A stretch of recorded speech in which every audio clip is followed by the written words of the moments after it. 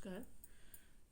কবি শ্রদ্ধেয় কবি মল্লিকা সেনগুপ্তের লেখা কবিতা আপনি বলুন মার্কস কবিতাটি আবৃত্তি করে শোনাচ্ছি। ছড়া যে বানিয়েছিল, কাঁথা বুনেছিল, দ্রাবিড় যে মেয়ে এসে গম বোনা শুরু করেছিল, আর্য পুরুষের খেতে যে লালন করেছিল শিশু, সে যদি শ্রমিক নয়, শ্রম কাকে বলে? আপনি বলুন মার্কস, কে শ্রমিক, কে শ্রমিক নয়? নতুন যন্ত্রের যারা মাস মাইনের কারিগর, শুধু তারা শ্রম করে।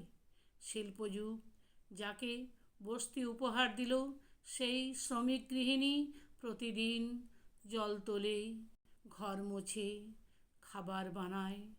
হাড় ভাঙা খাটুনির শেষে রাত হলে ছেলেকে পিঠটি দিয়ে বসে বসে কাঁদে। সেও কি শ্রমিক নয়? আপনি বলুন মার্কস, শ্রম কাকে বলে?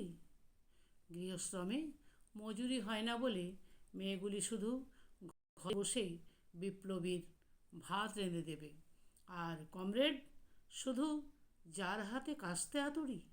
আপনাকে মানায় না এই অবিচার। কখনো বিপ্লব হলেই পৃথিবীতে স্বর্গরাজ্য হবে, শ্রেণীহীন, রাষ্ট্রহীন, আলো পৃথিবীর সেই দেশে। আপনি বলুন মার্কস, মেয়েরা কি বিপ্লবে সেবা দাসী হবে? ধন্যবাদ।